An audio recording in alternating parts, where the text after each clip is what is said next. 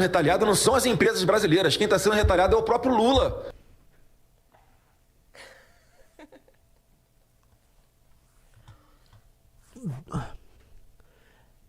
Este é o cara cujo grupo político xingava com razão a Janja quando a Janja dizia: não é o consumidor que será taxado pela taxa das blusinhas, é o empresário.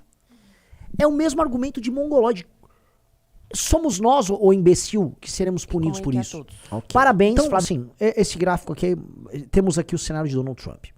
Paralelamente, Donald Trump está sendo muito pressionado. Isso é uma coisa que vem lá do governo Obama, com a questão das terras raras, tá? Desculpa, eu tenho que fazer um preâmbulo, mas esse preâmbulo é importante. Os Estados Unidos, eles eram os maiores produtores mundiais das tais terras raras. Produtores não, eles eram os maiores mineradores e tinham a tecnologia do processamento caríssimo e altamente poluente. A empresa americana que cuidava disso, uma empresa que ficava lá na Califórnia, ela vai quebrando e a China vai comprando ativos nessa área e desde os anos 80 a China investe num programa nacional de terras raras. A China começa a investir nos anos 80, tem uma frase muito famosa do Deng Xiaoping que fala o seguinte: olha, as terras raras serão para a China o que o petróleo é para a Arábia Saudita. E ele começa a montar, já dos anos 80 para os anos 90, uma cadeia complexa envolvendo terras raras na China.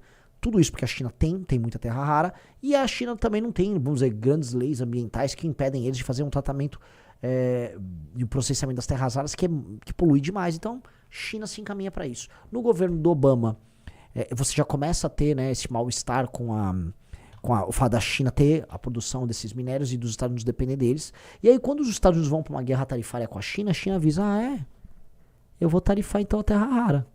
Se tarifou terra rara, e na verdade os ímãs, semicondutores, todos os produtos oriundos dessa produção e processamento das terras raras, a indústria de alta tecnologia da China, dos Estados Unidos, acaba.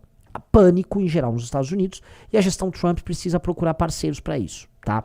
Então o contexto, eu preciso colocar o contexto americano dentro desse prisma, tá? Estamos falando disso, que a gente quer fazer uma análise séria sobre esse tema. Então, vocês têm um contexto aqui na mesa. Segundo ponto que é importante a gente colocar na nossa análise: relação dos Estados Unidos com a América Latina. Todo mundo sabe, eu já comentei em live, o Orlando já escreveu muito, a gente tem uma revista Valete dedicada a isso, aquela que os Estados Unidos estão com a perna toda arreganhada, né, do lado de um chicano e de um brasileiro. Os Estados Unidos, eles entendem que numa guerra com a China, a América Latina é uma reserva de valor. É uma reserva de valor porque ela tem recursos minerais, recursos geopolíticos estratégicos. Por exemplo, a área dela, a área de passagem entre o Ocidente e o Oriente, o Canal do Panamá é um exemplo. Recursos naturais que vão da Groenlândia até a Patagônia. Posição no globo para você posicionar armas e exércitos. Um exemplo é a Groenlândia. A Groenlândia, como está no topo, você pode atirar um míssil que sai da Groenlândia e chega na Rússia. Você tem várias vantagens aqui no continente americano, que é vista como uma reserva por parte dos Estados Unidos. E os Estados Unidos começaram a fazer a sua opção de gestão nessa reserva. Coloca o Marco Rubio como secretário de Estado. E eles começam a interferir. Eu vou tomar a Groenlândia, não, Panamá é meu. Não, invade a Venezuela, não, vou resolver Cuba. E aí estão interferindo, inclusive no Brasil. O Brasil, que é um aliado na América Latina, geopolítico durante o governo Lula, da China. Então, coloque todos esses elementos aqui, dentro deste contexto geral, tá? Aqui no Brasil, ele tem um aliado político que ele considera um aliado leal e devotado a ele, que são os Bolsonaro. Coloque na mesa também o fato do Joesley Batista, o maior produtor de proteína animal do mundo, ser hoje um doador do Trump e um parceiro de negócios do trumpismo lá em Mar-a-Lago. Coloque as interferências eleitorais que eles querem fazer no Brasil e o interesse, vamos dizer, descarado que eles têm sobre as terras raras. Coloque a ideia que hoje o Joesley Batista comprou a Avibras, que ele está investindo em termoelétrica no Brasil, que ele já saiu do ramo da carne no Brasil e que ele também está interessado em comprar terras raras no Brasil. Coloque o fato do Joesley Batista, parceiro do Trump, ter comprado poços de petróleo na Venezuela. Inclusive comprou com o caro. Tá? Então há um novo interesse político do governo americano nas terras raras no Brasil, do governo americano em controlar e tutelar a América Latina e do governo americano colocar de joelhos e tutelar o Brasil. O Brasil sendo visto pelo governo americano como um parceiro que precisa ser colocado numa posição menor, importante porém menor, como fornecedor de recursos e parque de diversões para seus políticos e aliados, dentro do contexto em que a América inteira, da Groenlândia até a Patagônia, fica sob comando geopolítico dos Estados Unidos. Ok? Tá tudo na mesa. Eu falei assim, Renan, entendi. Agora vamos ler o jogo. Formalmente, o presidente da República americano, o Trump, não pode declarar apoio ao Flávio. Aquela foto foi uma bela de uma forçação de barra. Porque do ponto de vista diplomático, aquilo seria um incidente diplomático se fosse tratado como uma declaração de apoio. Tanto que o governo Lula e a imprensa entram em contato com o governo americano e o governo americano deixa muito claro, deixa expresso que o Flávio não teve nenhum tipo de atuação nesse caso. Ok, capite, todo mundo compreendeu? E aí, na semana seguinte, vem essa taxação. Essa taxação é resultado do estudo que o governo americano fez lá da briga do ano passado, tal, e ela é colocada novamente na mesa. E aí os interesses americanos são colocados novamente na mesa. Eles estão falando que coisas que vão do PIX, a pirataria, do interesse das Big Tech americanas diante do Xandão, até taxação de produtos americanos aqui no Brasil. Aquilo lá representou um reposicionamento dos Estados Unidos nesse jogo, mas representa um alívio para o Lula.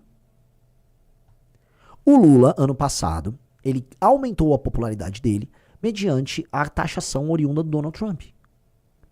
O Lula, quando colocou, o meu país está sendo taxado, está sendo alvo dessa injustiça, não sei o quê, o Lula aumentou a popularidade.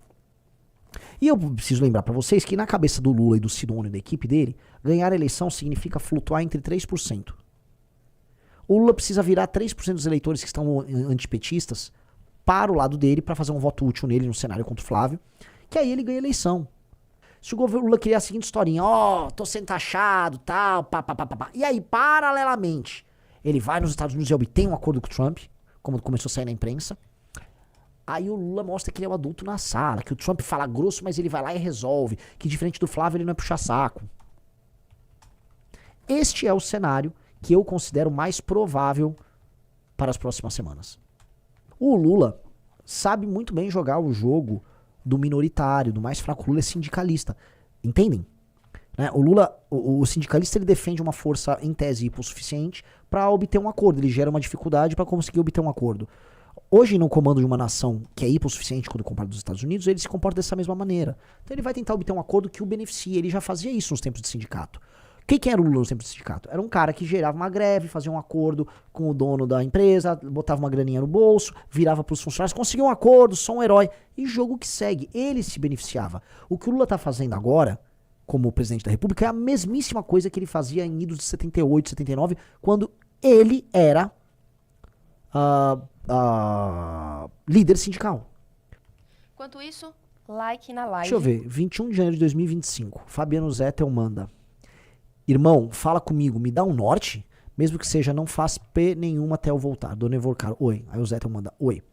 O Vorcaro, vamos fazer tudo, dá quanto? O Zettel, total, 55 milhões. Manda quanto? Paga o quê? Eu vou mandar e você resolve. Félix já falou que não vem, pra você saber.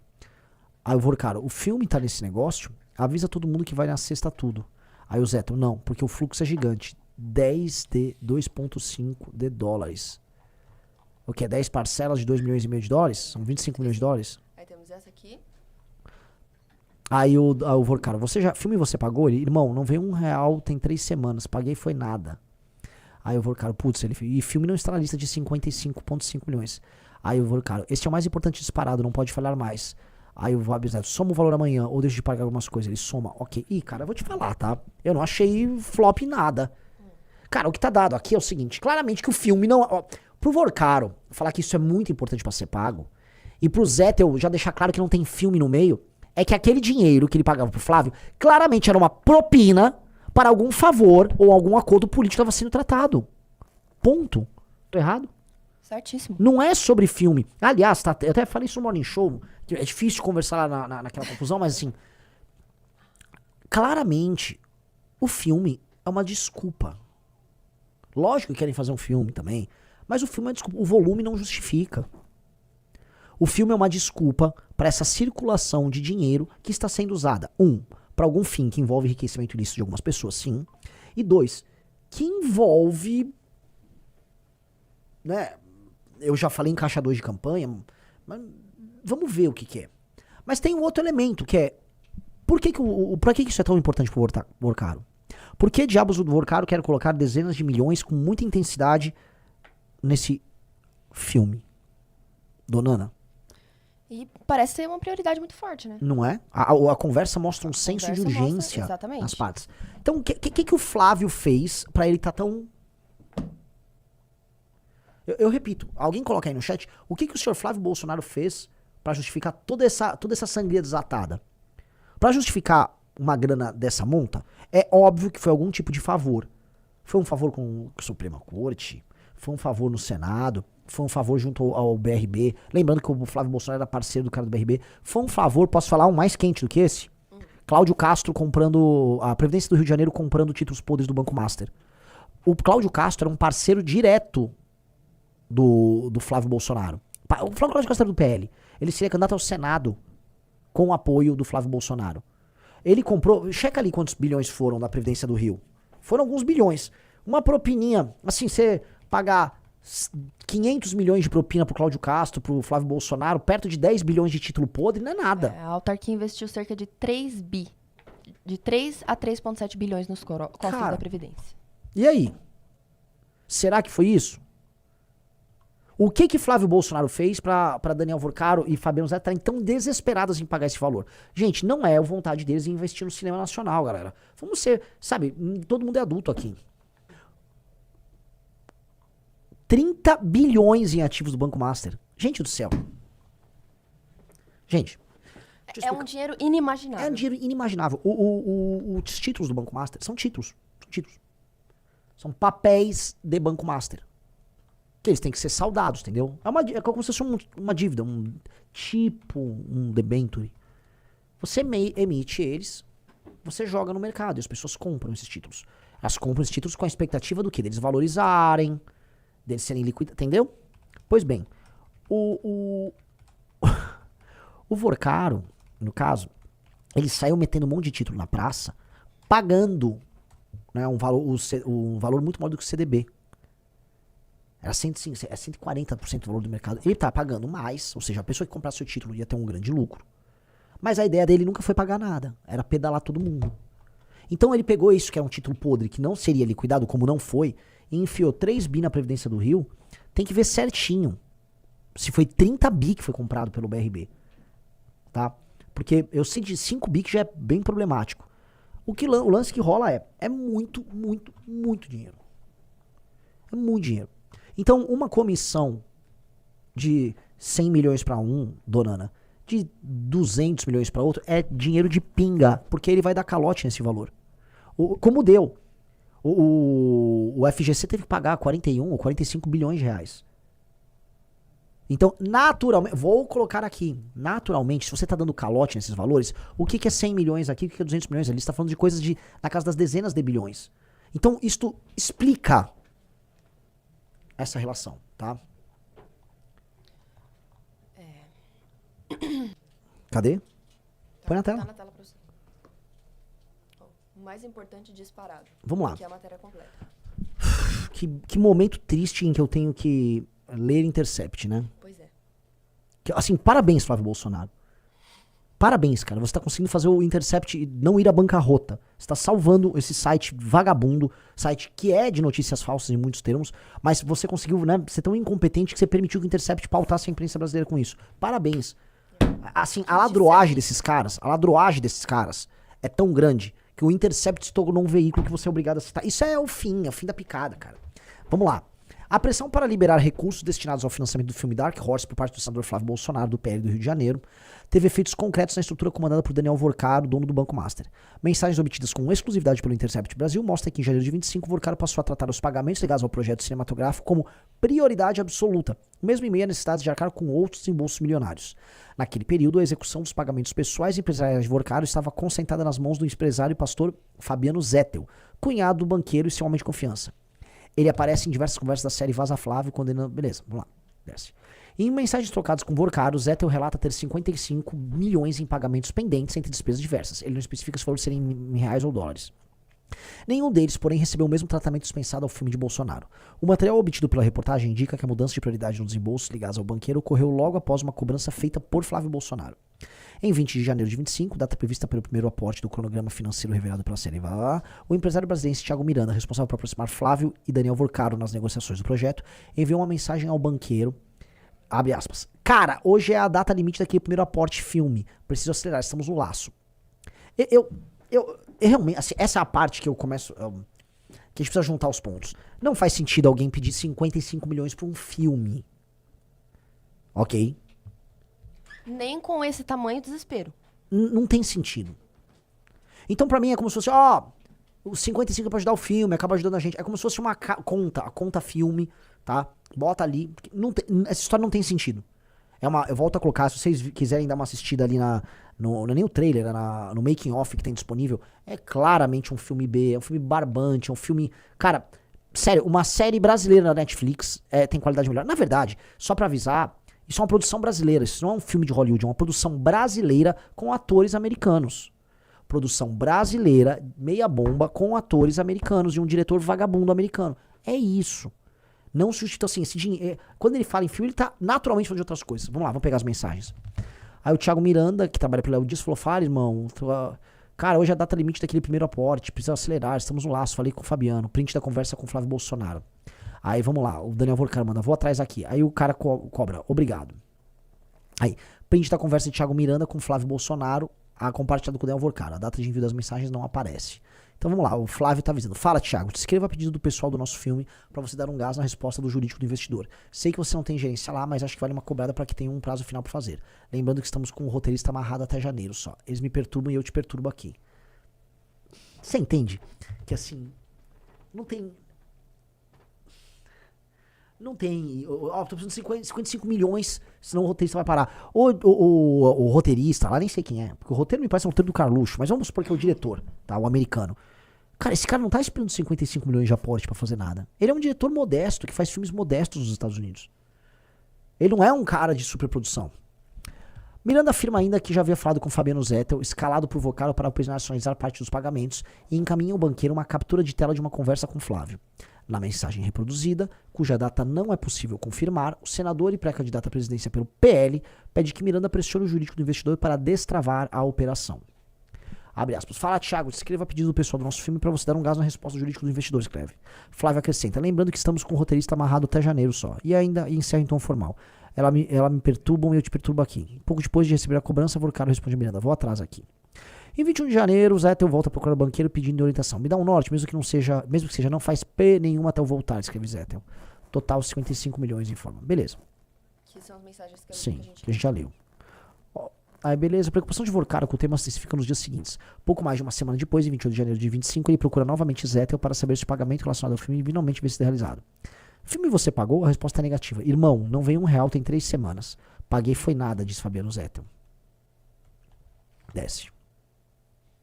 Aqui a gente já leu também. Poucos minutos depois, Zettel informa que o projeto sequer aparecia entre as prioridades financeiras que estavam sendo processadas naquele momento. Ele fez olha só o que o Zettel falou: e filme não está na lista de 55, diz. Era esse contexto que Vorcaro enviou uma mensagem reveladora. Esse é o mais importante, disparado, e completa. Não pode falhar mais. É uma questão lógica. Vocês acham que realmente a coisa mais importante para um cara que estava indo concorrer a presidente nesse período, que é o Flávio, com a família fugindo para os Estados Unidos, com o pai recém-preso, com o futuro político deles destruído, ou seja, alguém que provavelmente está preocupado mais em fazer um pé de meia pro resto da vida, pros filhos e netos, do que fazer um filme, tá? As conversas chamam a atenção pelo contexto vivido pelo próprio Banco Master naquele período. Documentos e investigações posteriores indicaram que o banco já enfrentava dificuldades na sua liquidez. Beleza, a gente já sabe. O Banco Master Central havia intensificado cobranças sobre... Blá, blá, blá. E nesse cenário que as mensagens revelam o Vorcaro mobilizado para garantir que os aportes destinados ao filme não fossem interrompidos. Desce. Nós entramos em contato com o Daniel Vorcaro, blá, blá, blá, ninguém falou nada. Desce. Os documentos revelados, blá, blá, ajudando a administrar o resultado prático dessa prioridade. Beleza. Agora...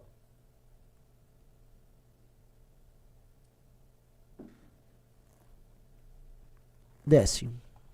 Tá bom. Eu vi hoje, né? A gente até falou lá no Morning Show, dona Ana, a respeito do corte que a imprensa tá fazendo, o Intercept tá fazendo, e o Flávio Dino fez, desse assunto centrado no tema filme. Então, quando pegou a operação que houve em São Paulo com aquela ONG ligada a Carina, que tem a Go Up, que é a produtora do filme, isso aqui foi provavelmente dinheiro desviado pro filme. Amigos, não foi. Não foi. São muitas dezenas de milhões de reais pra um filme que não deveria custar mais de 8 milhões de reais. São muitas dezenas de milhões de reais pra um filme que não deveria custar mais do que 6, 7, 8 milhões. Não tem sentido. É um filme B. Então, naturalmente, se a esquerda tá falando tanto do filme, é que a esquerda quer tratar o filme, e a esquerda deve ter feito, sei lá, umas pesquisas quali, porque como o filme é tangível, eu acho que deve ir nessa linha. Como ele é algo tangível, fica fácil de mostrar assim, eles se corromperam pra fazer esse filme aí, tá? Mas eu acho que isso não explica as coisas como tem que explicar. A verdade não tá nisso, tá? Se eu fosse falar pra vocês, a verdade tá, esse dinheiro tá indo pra outras coisas, e o filme pra mim é a desculpa. Eles vão fazer o filme, o dinheiro vai pro filme, mas o dinheiro tá indo pra outras coisas. Já foi mostrado um pedaço indo pra uma casa que foi comprada lá. Mas mesmo a casa é muito pouco perto do todo, é muita grana. A Karina, o contrato que ela teve com a Prefeitura de São Paulo, quanto foi pago? Desse contrato que foi pago, quanto foi executado pra entregar as coisas aqui? E da sobra, o que foi feito? É pra filme? Será que não havia, tá? Eu estou especulando, tá? Pensem no cenário da família Bolsonaro em 2024 e 2025. Tá? Família Bolsonaro em 2024 e 2025. Eduardo foge pros Estados Unidos. Jair Bolsonaro é preso e tá sem os direitos políticos. Mercado financeiro inteiro trabalha a hipótese do candidato seu Tarcísio. Ou seja, os filhos dos Bolsonaro falam, mandamos no Brasil, fomos presidente, né, fizemos a presidência da República, e a gente vai perder tudo. Temos eleitos um governador do Rio aliado nosso, temos um prefeito de São Paulo aliado nosso, e não vamos tirar nenhuma grana daí. O que eu acho de coração é, galera, vamos fazer o nosso aí. Não vamos esquecer que parte desse dinheiro foi pro Texas, pra uma entidade no Texas, que é onde o Eduardo Bolsonaro mora também, e tá sendo investigado, ninguém sabe por que foi pra esse lugar. Sim. Sim. Um cara botou, tipo o capitão arrecadando 13 milhões no Pix, é mais ou menos isso. Renan, o Riso tinha mandado um vídeo aqui pra gente também, Porque o que aconteceu? O Flávio foi lá, fez todo aquele charme dele, aparentemente, aquela notícia que a gente tinha visto das tarifas do Trump no início da live. O Paulo Figueiredo fez um tweet falando que é uma notícia falsa, não sei se você quer ler esse tweet. E o Flávio Bolsonaro também se pronunciou sobre isso. Bota lá do Flávio. Vamos ver o Flávio primeiro? Peraí. O Trump sabe que o Lula se mobiliza para tirar o dólar como padrão internacional de comercialização entre os países. Isso é um tiro no coração dos Estados Unidos. Então quem está sendo retaliado não são as empresas brasileiras, quem está sendo retaliado é o próprio Lula.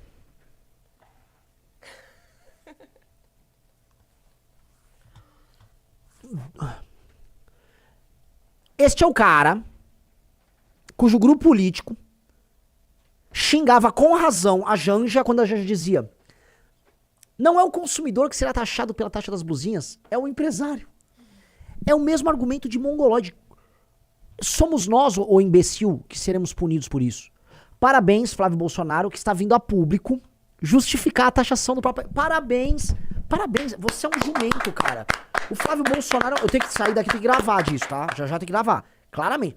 Esse cara é um jumento. Eu quero ver de novo, porque eu não quero que reste confusão. É sério que ele tá justificando? Vamos lá. Sim, ele está justificando. Não, esse cara é um jumento. O Trump sabe que o Lula...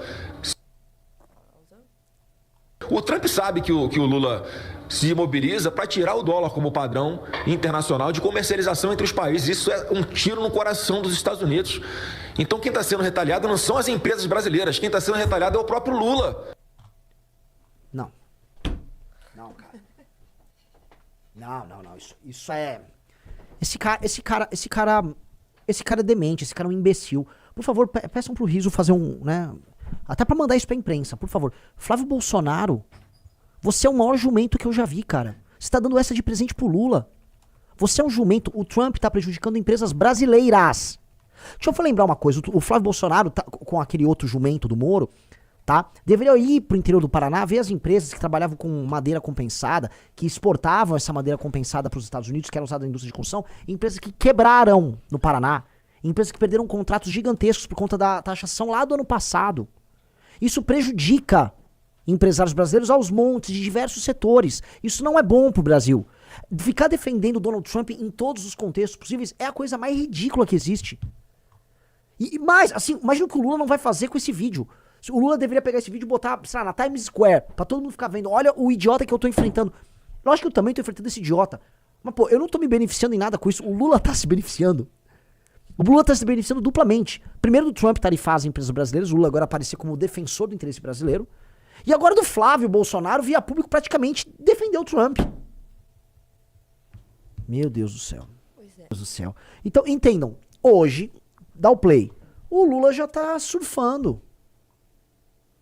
Vai, dá o play. Vocês se lembram que em julho do ano passado, os Estados Unidos da América do Norte apresentou uma taxação sobre os produtos importados do Brasil de 50%. Os meninos do Bolsonaro, um deles, que é candidato a presidente, olha o que ele tuitou. No dia que o Trump taxou o Brasil em 50%, obrigado, Trump, faça o Brasil livre de novo. E o outro filho também agradeceu ao presidente Trump, o Eduardo Bolsonaro, criticando o Brasil e parabenizando o Trump pela taxação. É que esses filhos do Bolsonaro conseguem ser pior do que ele. E são, na verdade, vendilhões da pátria. Foram pedir para que um país estrangeiro se intrometesse nas decisões brasileiras. É isso que vocês têm que dizer alto e bom som. São traidores. Por menos do que isso, Joaquim Silvério do Reis, que delatou Tiradentes, foi enforcado. O que merece os traidores da pátria que vão pedir intervenção de um país no nosso país. Pensem, meditem. Cara, porque esse cidadão... Ver esse ser que devia estar preso até hoje, solto, presidente, e cantando de galo em cima dessa... É muito triste, Olha cara. esse aqui. É muito triste. O bolsonarismo, cara, acabou com a direita no Brasil. O bolsonarismo acabou com o antipetismo no Brasil. O bolsonarismo é uma doença, cara. Eu jurava, dona Ana, eu jurava que o Flávio não ia cair no erro de tentar justificar. Não que eu não queira. Pra mim é ótimo. Pra mim é ótimo, Flávio Siqueira. Porque o Flávio é um imbecil completo. Pra mim é bom. Mas assim, tá sendo bom pro Lula. Quem tá ganhando com isso? Eu e o Lula. Os outros lá vão ficar lá defendendo o Flávio, que é isso que os outros fazem. Agora, pô, que situação horrorosa. E aí causa esse tipo de situação aqui, ó. Porra, Trump, dá uma porrada no Lula, taxa o Lula, porque o Lula vai ganhar da eleição e Trump não deixa, prejudica o Lula. Imbecil, ele não sabe que ele não vai me prejudicar o Lula, ele vai prejudicar é o povo brasileiro, ele vai prejudicar é os empresários brasileiros. É esse presente que ele dá.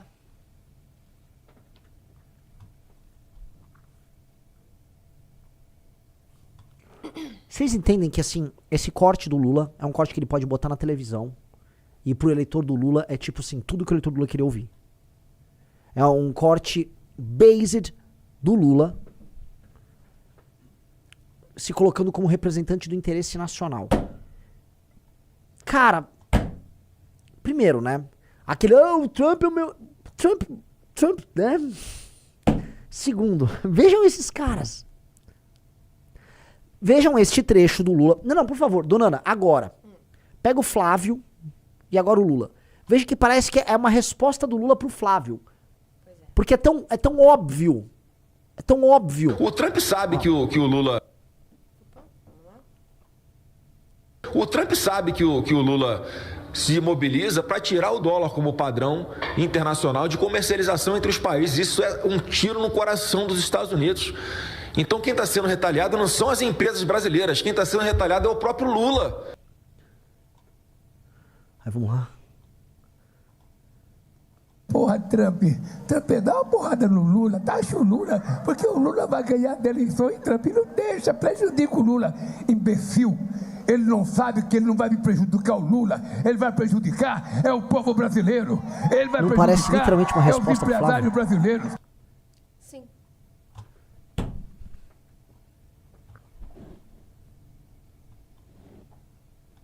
O Lula fez um governo ruim, muito ruim.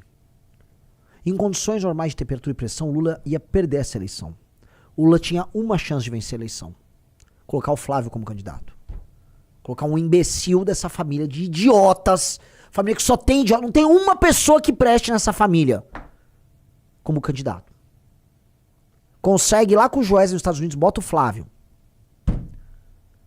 E, cara, tá dando tudo certo pro Lula. O governo do Lula não vai bem. O Lula já deu vale gás, energia, ele tá dando tudo que ele pode. E não melhora. A aprovação dele ficar arrastando. Aí vai o Flávio e vai lá, Figueiredo, Eduardo, calma aí, vou ajudar você. Eles são uma máquina de errar, cara.